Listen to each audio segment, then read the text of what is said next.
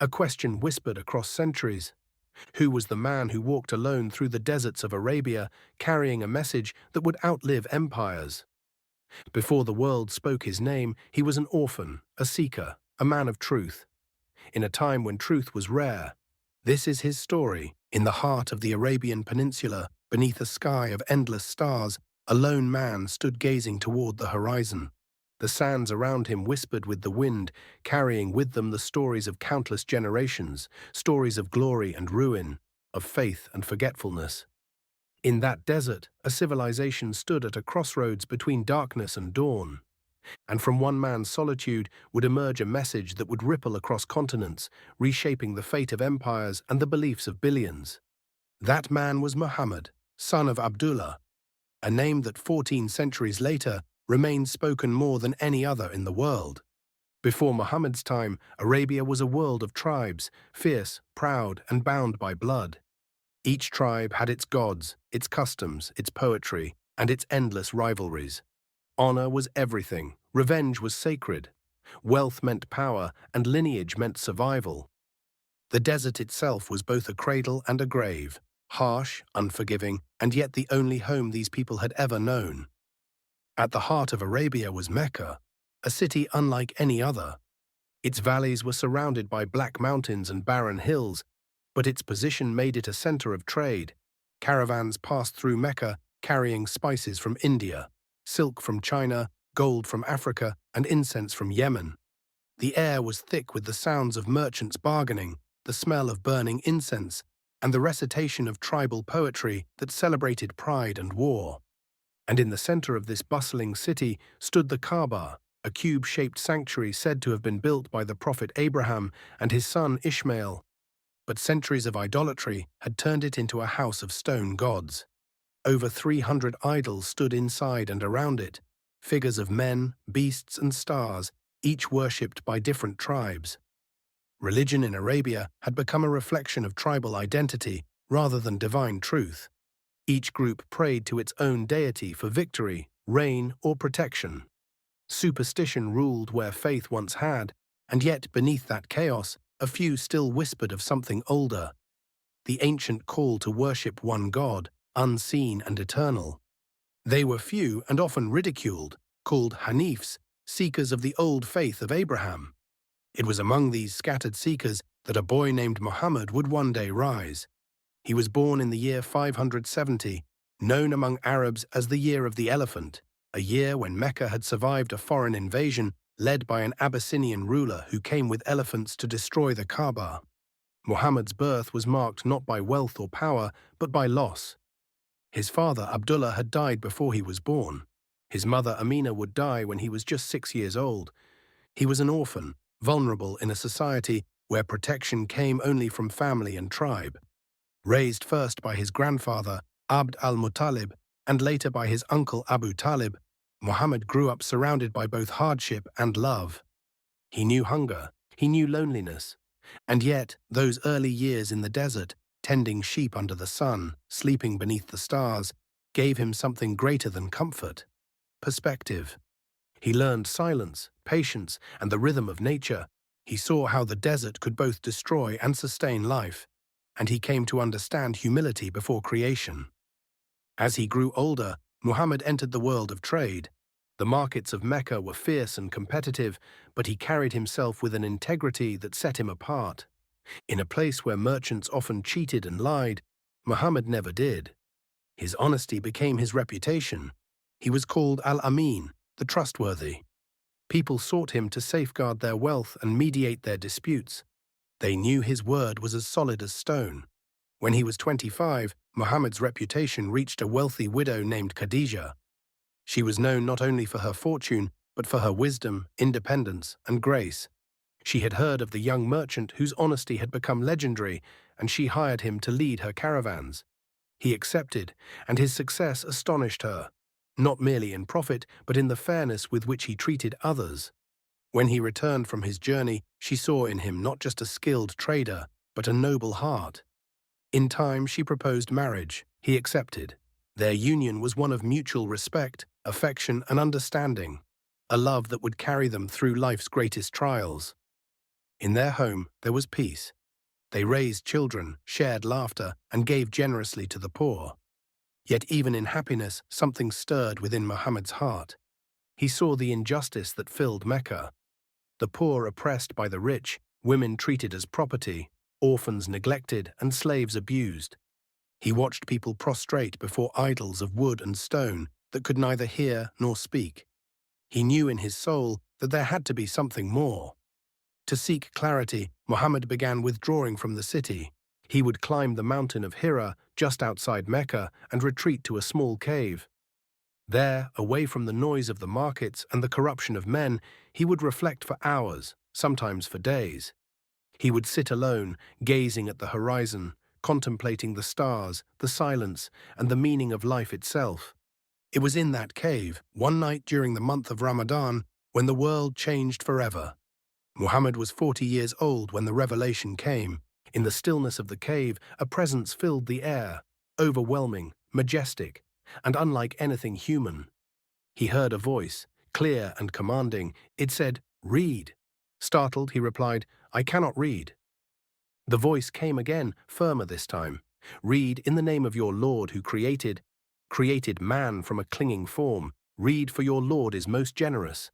In that instant, the words burned into his heart. They were not his own. They were beyond him, vast, pure, and divine. Terrified, he rushed down the mountain, trembling with fear. He burst through the door of his home and cried, "Cover me! Cover me!"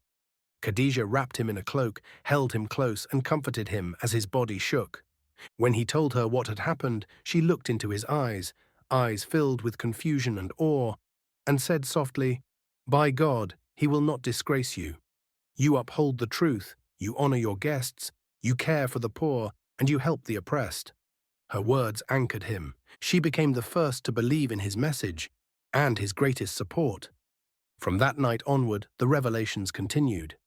Verses would come to him, sometimes in solitude, sometimes among others, and he would repeat them aloud, trembling with the weight of each word.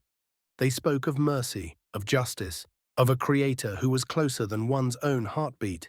They called humanity away from arrogance and idolatry, back to the oneness of God. At first, he shared the message quietly with those he trusted: Khadija, his cousin Ali, his friend Abu Bakr, and a handful of others. But soon the command came to speak publicly, to proclaim what had been revealed. He climbed a small hill overlooking Mecca and called his people to gather. When they came, he asked, "If I told you an army was approaching from behind this mountain, would you believe me?" They said, "Yes, for you are the trustworthy one." Then he said, "Then hear me. I warn you of a great punishment. There is no God but God, and I am his messenger." The reaction was immediate: shock, anger, laughter. The Quraysh, Mecca's ruling tribe, saw his message as a direct threat to their way of life. If there was only one God, what would become of their idols? If all people were equal before that God, what would happen to their power, their privilege, their pride? They mocked him. They called him a madman, a poet, a liar. They offered him wealth, position, and women if he would just stop preaching. But he refused. He said, "If they placed the sun in my right hand and the moon in my left, I would not abandon this mission." When mockery failed, persecution began. His followers were beaten in the streets. Slaves who had accepted the new faith were tortured. Families were divided. Homes were destroyed. Muhammad himself was insulted and attacked, yet he never retaliated. He told his followers to remain patient, to respond to hatred with dignity. One day, a man came and threw dirt upon him as he prayed. Another time, the intestines of a camel were dumped on his back while he was in prostration. He endured it all silently. When he finally returned home covered in filth, his daughter Fatima wept as she cleaned him. But he told her, "Do not cry, my dear. God will protect your father." Years passed. The persecution grew worse. Some followers fled across the Red Sea to Abyssinia, where a Christian king gave them refuge. Muhammad stayed behind, continuing to call his people to faith. He spoke of compassion, forgiveness, and accountability. Of a day when every soul would stand before its Creator. His words struck fear in the hearts of the powerful, but comfort in the hearts of the poor. Then came a moment of solace, the night journey known as Isra and Mi'raj. Muhammad told his followers that one night he had been taken from Mecca to Jerusalem and from there ascended through the heavens. He met the prophets before him, Abraham, Moses, Jesus, and was shown the vastness of creation. It was a sign that his mission was part of a chain, a continuation of the same message that had guided prophets since the dawn of time. But Mecca's hostility did not wane. Plots were made to kill him. Finally, after 13 years of struggle, Muhammad and his followers made a fateful decision: to leave Mecca behind. They migrated to a city north called Yathrib, later known as Medina, the city of the Prophet. This migration, called the Hijra, marked the beginning of the Islamic calendar, not with conquest, but with sacrifice and faith. In Medina, Muhammad became not only a messenger, but a leader. He united tribes that had been enemies for generations, forging bonds of brotherhood between them. He established a constitution that guaranteed justice and religious freedom, the first of its kind in the region. Under his guidance, Medina became a society built upon faith, compassion, and law. Charity was encouraged, knowledge was valued, women were given rights long denied to them. Yet Mecca did not forget. Its leaders raised armies and marched upon Medina. At the Battle of Badr, the Muslims, vastly outnumbered, stood firm. They fought not for wealth or territory, but for survival. Against all odds, they prevailed, a victory that would be remembered as a sign of divine support. But victory was never easy or constant. At Uhud, they suffered heavy losses. At the Battle of the Trench, they endured weeks of siege and hunger. Through every hardship, Muhammad led by example, never retreating, never seeking vengeance. He reminded his followers that true greatness lay not in conquering others, but in conquering the self. Years passed and the message of Islam spread, not by force, but by example. Travelers carried it to distant lands, merchants spoke of it in markets, and hearts opened to its simplicity. To worship one God, to live with justice, to show mercy. In the 8th year after the migration, Muhammad returned to Mecca, not as a conqueror thirsting for blood, but as a man fulfilling destiny. He entered the city peacefully, his head bowed in humility. 10,000 followers surrounded him, yet not a single sword was raised. The city that had once expelled him now stood silent in surrender. He approached the Kaaba, now filled with idols that had stood for centuries. With his staff, he pointed to them one by one, saying, "Truth has come, and falsehood has perished." The idols fell, crashing to the ground. The house of Abraham was restored to its original purpose, a place of monotheism, unity, and prayer. Then, in one of history's most remarkable acts of mercy, Muhammad forgave his enemies. The same people who had mocked him, persecuted him, and driven him from his home were granted pardon. He said, "Go, for you are free." No revenge, no retribution, only forgiveness. In the years that followed, Islam spread rapidly across Arabia. Tribes that had once warred for generations now stood side by side in prayer. The message of one God, merciful, just, compassionate, had taken root. In the 10th year after the Hijra, Muhammad made his final pilgrimage to Mecca. On the plain of Arafat, before a sea of more than 100,000 followers, he delivered his farewell sermon. He spoke not as a ruler or general, but as a teacher addressing humanity. He reminded his people that all human beings were equal before God, that no race or tribe was superior to another except in righteousness. He urged them to honor women, to care for the poor, to avoid injustice, and to hold firmly to the faith. He said, "I leave behind two things, the Book of God and my example. If you hold to them, you will never go astray." Shortly after returning to Medina, he fell ill. The fever grew stronger day by day, yet he continued to lead prayers and guide his people. As his strength faded, he lay with his head resting in the lap of his wife Aisha. He whispered prayers, smiled faintly, and said, "To the highest companionship." And with that, his soul returned to its creator. He left behind no palace, no army, no treasure, only a faith, a community, and a message that would outlive empires. From the sands of Arabia, his words would travel east to the mountains of China, west to the shores of Africa, and north to the plains of Europe. His teachings would inspire poets, scholars, and seekers for centuries to come. 1400 years later, his legacy endures. Empires have risen and fallen, languages have changed, borders have shifted. But the call he brought, the simple call to worship one God and live with mercy, still echoes in every corner of the world.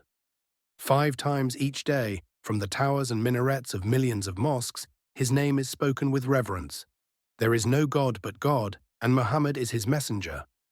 Whether one believes in his prophethood or not, the impact of his life is undeniable. He began as an orphan in the desert, unknown, unarmed, with no wealth, no soldiers, no power. Yet through faith and perseverance, he changed the moral and spiritual landscape of humanity. He was not a god, nor the son of one, but a man who reminded the world that light can emerge from darkness, mercy can conquer hatred, and one voice, when guided by truth, can alter the course of history forever. If you enjoyed this video, make sure to like, share, and subscribe for more timeless stories from history and faith. Your support helps us bring the past to life, one story at a time.